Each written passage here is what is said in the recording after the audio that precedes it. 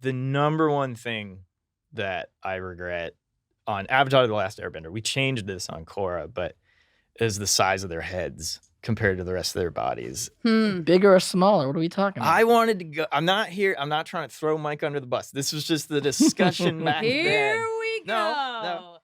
Mike was used to bigger head because he had been out here working in animation in the U.S. in Southern California longer than I had because he was 2 years ahead of me. I think he was used to bigger headed characters. Okay.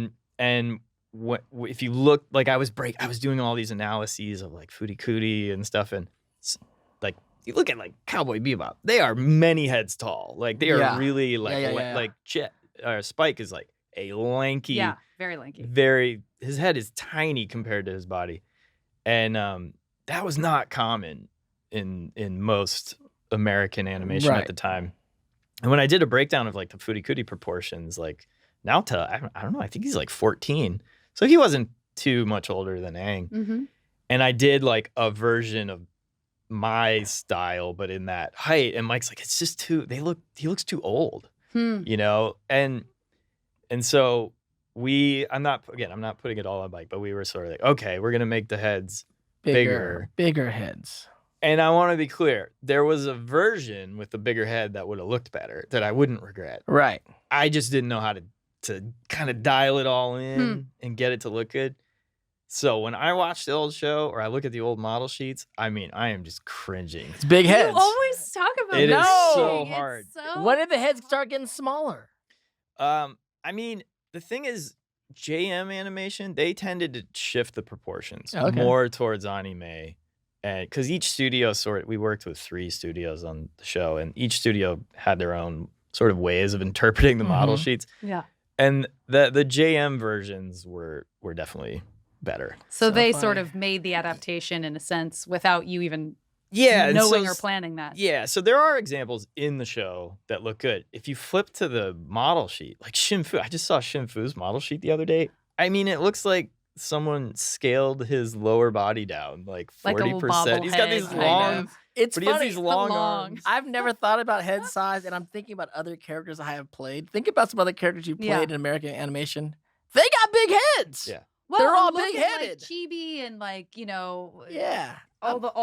So much merchandise. Like we continue to blow their heads up. We just like the bigger heads. Americans like big heads. But let me be so this goes further than that. So I regret it, and I do think there was a better version of it than I did. That's why I want to be really clear. I'm not trying to throw Mike under the bus. No throwing Mike DiMartino under the bus. I was the art director. Ultimately, it was up to me to make it look good. And I was the primary character designer in the early developmental stages. It's Brian's fault, you guys. I'm gonna say that in the camera right now. But despite my reservations, my regrets, and how I look at it, this is kind of why I made the choice. I was aware that there were slicker, more stylish anime looking shows out there at the time. And I was like, I don't want this to be too slick. I don't want it to look too flashy. Mm-hmm. Right. And that's why I didn't mind sort of injecting my kind of like awkward, less fashionable version into it. Yeah. And I actually think that the awkwardness and the less slick look has added to its charm. And I think it makes it a little more approachable for a lot of people. Yeah. Whereas some shows that are, some anime shows that are gorgeous, it's so slick that I think it's almost like high fashion. It keeps people out. Yeah. Totally. So, but there are moments, that being said, there are moments in Avatar where we get to some real anime, like we were trying. high level stuff. We're like, oh, they're going for it. Oh, they went for it. Yeah. And then in Korra, we very deliberately, day one, I was like, their heads are going to be smaller. Small heads. They're going to be taller. And we did that. Taller, smaller heads. But here's where we come back to the like character design being part of the tone and the storytelling. It changed the tone. And we were aware we were actually going for a bit older of a show and a little more adult, a little darker. In some cases, a lot darker. And it's less goofy. It's less 100%. It's less approachable. It is a little sleeker and sexier, and it's just like, okay. So it's an interesting balance, and you know, would I just go back and give like Korra proportions on Avatar? No, but I would. There's things I would do differently. But at the end of the day, it's like, you know, we've been editing it right for decades. the symphonic concert, and especially book one. It's you're saying it's really hard for me to watch the big heads, and you know, it's like the awkward. No, but you're critical of like the but it makes it martial arts fun. animation. I think some parts are fun. All of it. But at the same time, I have to recognize like it still connects. Oh, it's of course with a lot of special. people, and It's so special. those are important things to keep in mind. I think as artists and designers, is like, you know, sleeker and fancier and more stylish actually isn't always the answer. Sometimes it's good to have a little bit of kind of goofy. I also gonna point out awkward charm in there. Yeah, absolutely. I mean, Mike's not here, and myself being a bigger headed person, skull wise, he does have a bigger I head think than I me do. and There's Mike no have question bigger about it. heads than you have a smaller head. It's medium. Medium. So I mean, I just want to point that I don't know if that has anything to do with design. I'm just putting it out there. Interesting. Like I'm putting myself you in would the bigger naturally head. Give yourself a bigger head. Yeah, in animation as well. well. I may just have a bigger head. I was just, you know, Mike is so sick of hearing me whine about this. But it's been interesting for me because actually there are some shows, I'm trying to think, even some more recent productions out of Japan that I've really enjoyed.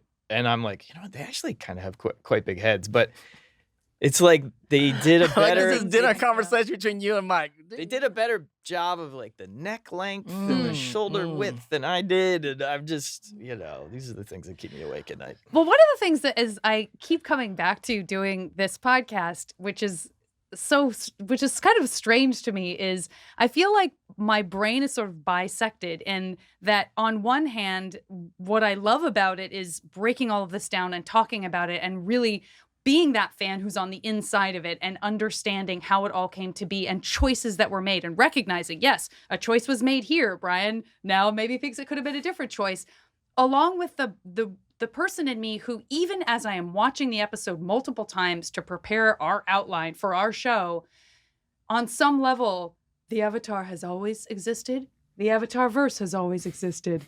It was just there, like the marble that got carved underneath was the design all the time. Right. And I think that is a tribute to what does work about it, is that in some ways, I can pick away at this all I want and feel like I'm getting more and more to the bottom of how it all came to be. And on some level, there is a part of my brain that refuses to accept any of it and is like, no, it was all just there. And you guys found it. And you know what I mean? Like, those things exist. It's like you tapped into some timeless for me tale that we just uncovered. I appreciate that. I think that, again, is it's everything we've talked about earlier, where you're making it feel like it's, oh, these people look this way because they're a part of this culture. Their clothing looks this way. They style their hair. Oh, that's different from these people. And I think we as humans like to organize things and categorize things. And when you give these very clear kind of visual, these sort of visual attributes that then pair with like, oh, it's Earth. It's a culture inspired by Earth, and Earth is strong and stubborn, and oh, it's fire, and that you know, it's very dynamic, and they're you know, a dynamic, motivated people, and you know, and this isn't based on any real world culture. We were just like let's use the element as the sort of foundation for these different cultures. And so not to toot my own horn, but to bring this full circle, like the goofiness, the kind of rough edges around especially the earlier animation. Actually, it's also a testament to the design and not the style or the drawing. Right. Because in some cases, the design looked pretty cool, and then the animation interpretation fell short. And, you know, it just happens. Production's hard, and sometimes the episode's challenging, or you don't get maybe the top tier artist that's like freelanced out. But anyways, everything I was talking about, the strength of the recipe, the design, I think that still shines through. And, and I often, when I'm talking to designers now on like the multiple projects we're working on, like, I'm not trying to put the cart before the horse, but sometimes I'll say with a design, like, can you see someone cosplaying this? Like, I'm think not that's trying great. to design things just so people can cosplay, Right. but I'm No. like, if you walked into a convention floor and someone was wearing this costume, would you know what Right. character it was? Right. Because now you've gone from a fantasy interpretation of a human that's Yeah. impossible Right. to a flesh and blood human who's probably different proportions and Totally. and now you've taken this graphic interpretation Right. of clothing and hair and armor and whatever, and you've put it on a person.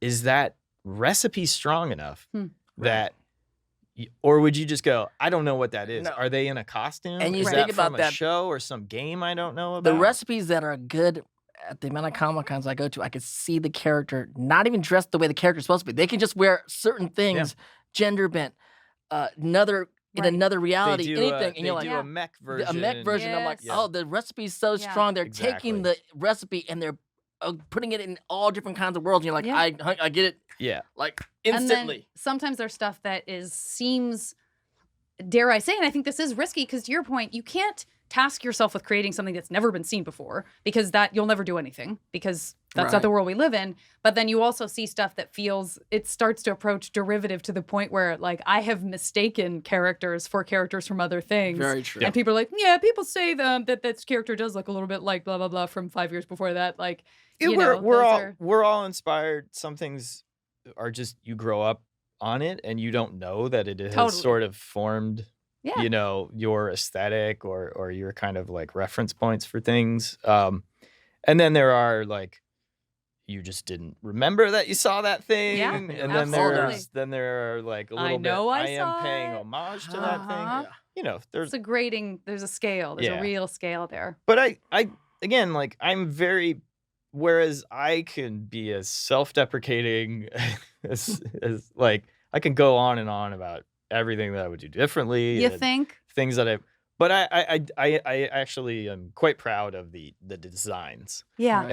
and how well they translate across, to costumes, to plush, to Right. chibi, to cookies, like whatever it is. like, You've also played with so much design as we're looking back and going through the books, and you're seeing the Book of Water, and then the Book of Earth. Now we're in the Book of Fire, and you get to see all these characters from different places wearing different because they go. Yeah. Now we're all in Boston, saying now we're wearing Absolutely. Earth stuff, and then now they're all in the Fire Nation. You get to see everybody, and it's kind of crazy how you're playing with the design within the world. Yeah. And it's like, wow, this is crazy. that was super fun. So, Toph, like, oh, we want to keep the bun, but like the Mhm. hair, her headband, oh, now that's going to be Yeah, it pointy. changes and, everything, And everything a little Katara, oh, like, still like referencing the silhouettes that they're known for, but like a different spin. Yeah, as a designer, that stuff is always super fun. Bend your ear for ad-free episodes with Avatar Braving the Elements Premium. Subscribe today on Apple Podcasts.